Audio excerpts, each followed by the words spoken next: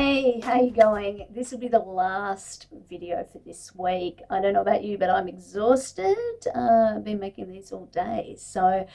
Let's finish up and come back to a topic that we began to explore a week or so ago, smart contracts. So again, if you haven't looked at them, have a look at the short videos about what smart contracts are and think about what Butaken has said about what the objective of a smart contract is.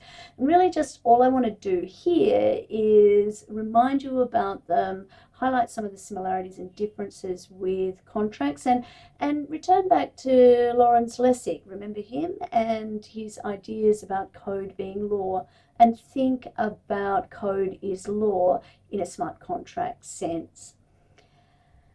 So let's get some definitions. A smart contract is a self-executing agreement within the terms of the contract, where the terms of the agreement, the contract itself, are directly written into the code. Smart contracts are built on blockchain technology, and they automatically execute actions. So that might be transferring funds, it might be triggering a dose of insulin, it could be anything.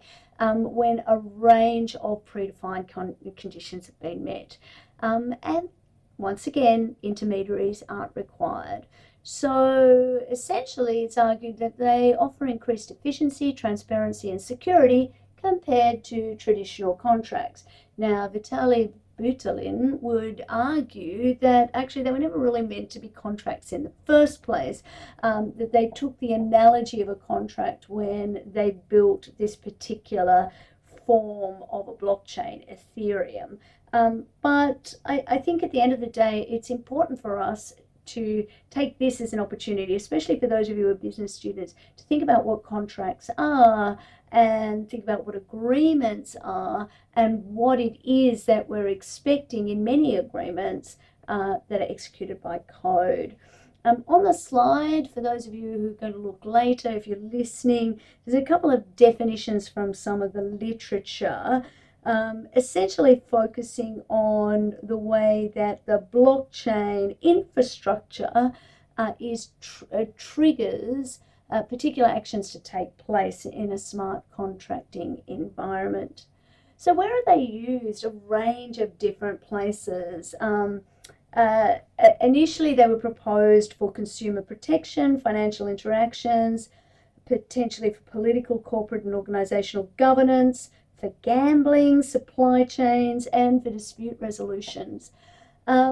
Essentially, there are a range of places where they are being used in some really interesting ways. So let me actually take you through a few of them. So in financial services world, the world that I come from, are really three really interesting things that are happening at the moment, in addition to the currency type stuff that we were talking about in an earlier video podcast. Asset tokenization. So representing physical or digital assets as digital tokens on a blockchain for easier trading and fractional ownership, NFTs. Talked about that already. Decentralized finance, or DeFi, which enables lending, borrowing, and trading of cryptocurrencies without intermediaries like banks being involved.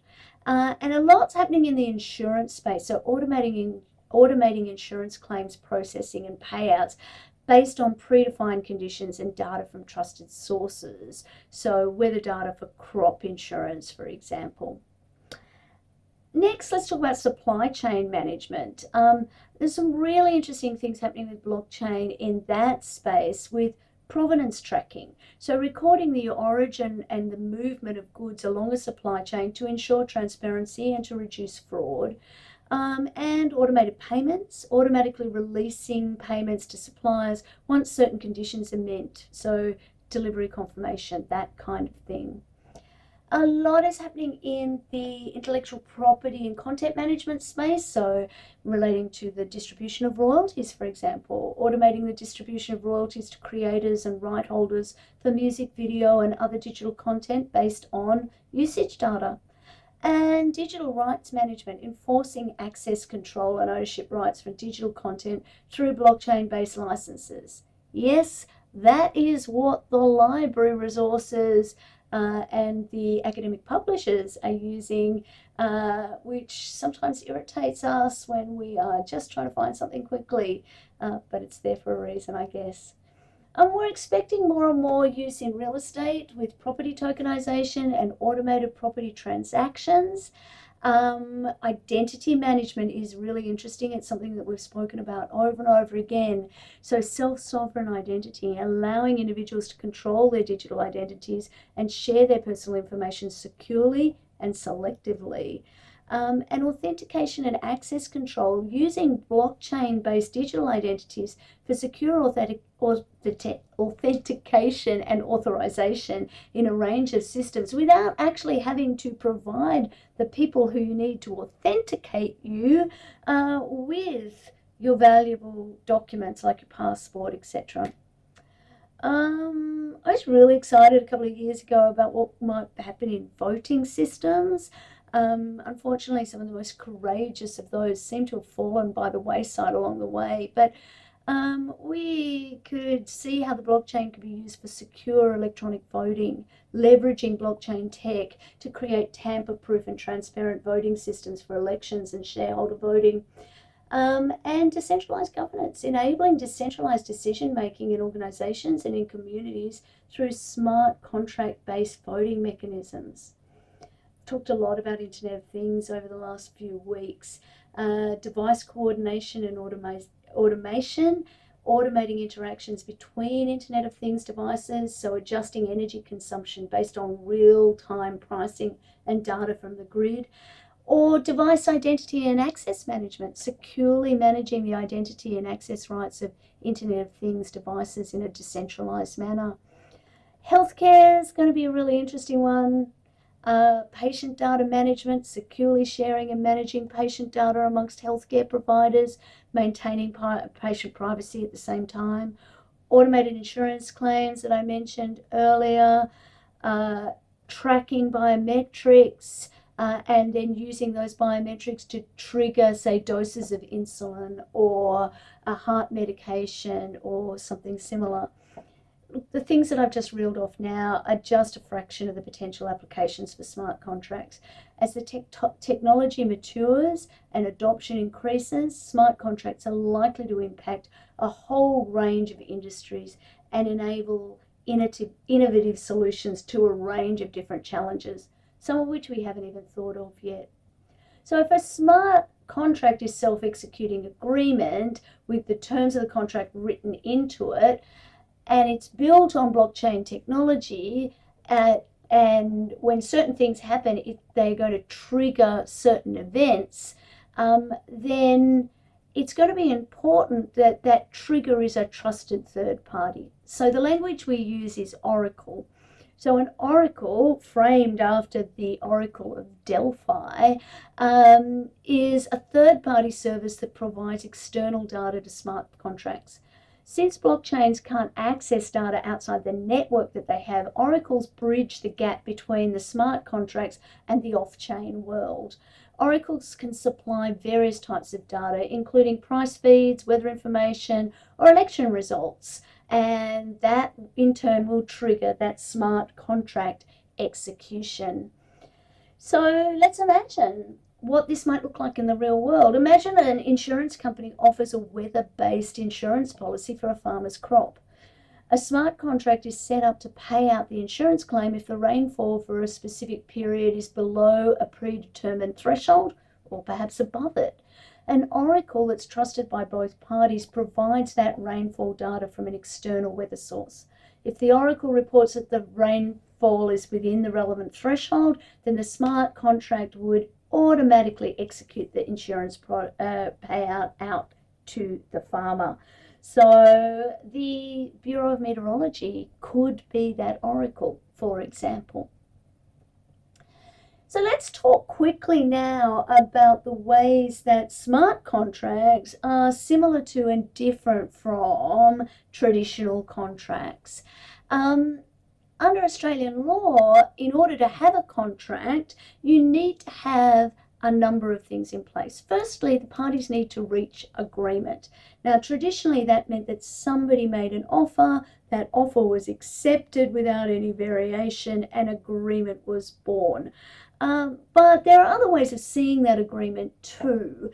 So let's just call it agreement for the moment. Secondly, you need to have consideration. So consideration in broad terms is each party has to have an obligation. The technical language is the price for the promise. So if you promise to deliver goods in exchange for money, the consideration is the promise to pay the money. The opposite of that is if you promise to pay money in consideration of the delivery of goods, the consideration is the promise to deliver the goods. There needs to be an intention for it to be a legally binding relationship, and there needs to be certainty around what the subject matter and the bounds of the contract are. Now, there are a range of other requirements as well.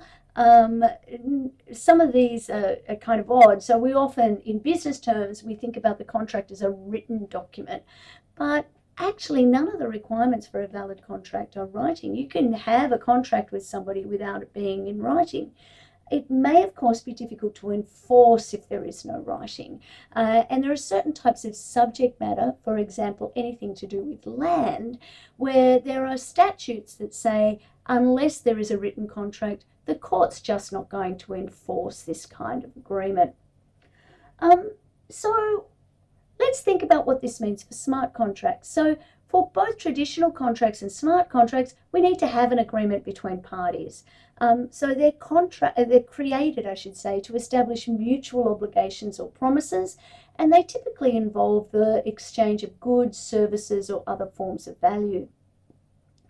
Both traditional contracts and smart contracts require certain elements to be valid.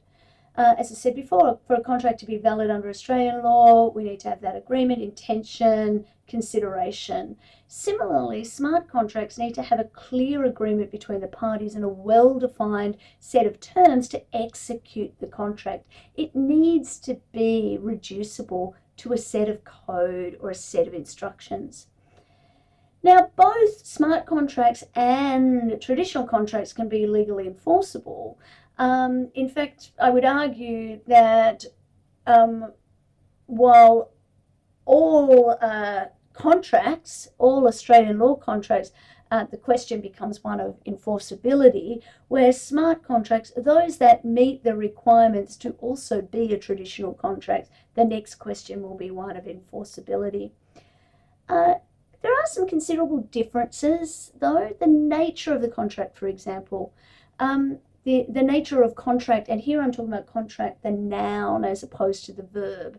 So when we reach an agreement, the agreement is the thing that we do, where we might sign an agreement, and in that context, the agreement is the noun, it's the written form of the contract.